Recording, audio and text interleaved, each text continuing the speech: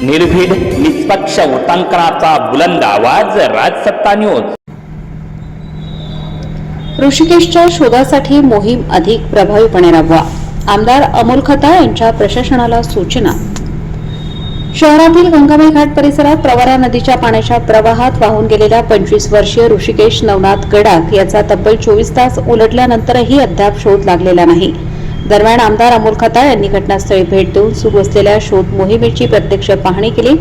यावेळी तहसीलदार धीरज मांजरे व संबंधित अधिकाऱ्यांकडून त्यांनी शोध कार्याचा सविस्तर आढावा घेतला। उपलब्ध असलेल्या सर्व यंत्रणांचा प्रभावी वापर करून शोध मोहीम अधिक जलद, सतर्क आणि परिणामकारकपणे राबवण्याच्या सूचना त्यांनी प्रशासनाला दिल्या।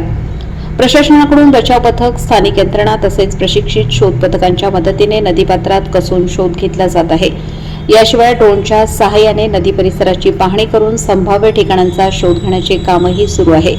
मात्र शुक्रवारी प्रवरा नदीच्या पाण्याच्या प्रवाहात वाढ झाल्याने शोध कार्य अधिकच आव्हानात्मक बनले।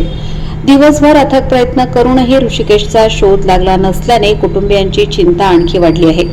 प्रशासनाने शोध मोहीम अखंड सुरू ठेवली असून परिस्थितीनुसार आवश्यक ती सर्व मदत उपलब्ध करून दिली जात आहे। नदीपात्रातील पाण्याचा वेग आणि वाढलेली पातळी लक्षात घेऊन बचाव पथकाकडून अत्यंत दक्षतेने शोध कार्य सुरू आहे। प्रशासनावरती कुठेतरी नाराज दिसतात।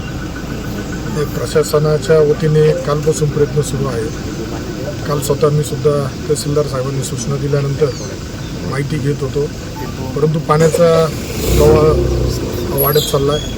आज सुद्धा पाणी वाढलेलं आहे, त्यामुळं थोड्या काही शोध मोहिमेत अडचणी आता आमचे सहकारी शिरीष मुळे असेल, बाकीचे इतर जे पोहणारे होते त्यांनी सुद्धा भरपूर प्रयत्न केला आहे। तहसीलदार साहेब स्वतः प्रत्यक्ष स्थळी येऊन त्यांनी सुद्धा सूचना दिलेल्या आहेत। त्यामुळं मी आता त्या कुटुंबाच्या सर्व सदस्यांना भेटलो आहे, त्यांना सांगितलं आता ड्रोनच्या माध्यमातून सुद्धा आपण शोधायचा प्रयत्न करतो, परंतु पाण्याचा प्रवाह सारखा वाढत असल्यामुळं कुठंतरी त्यामध्ये व्यत्यय येतो असं वाटतंय। कुटुंबाला आश्वासित केलं आहे, निश्चितच या आज वाट बघूया, उद्या वाटलंच तर अजून बाहेरची काही टीम बोलवायची आवश्यकता वाटल्यास आपण ती सुद्धा बोलू आणि त्या कुटुंबाच्या पाठीशी शासन प्रशासन आहे।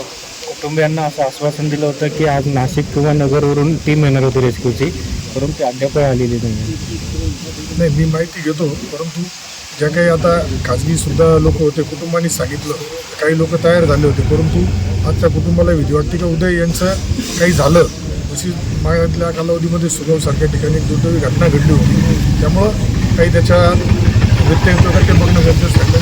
मी सुद्धा आता तहसीलदार साहेब आहेच आहे, कलेक्टर साहेबांशी बोलून याच्यामध्ये काय करता येईल ते बघूया।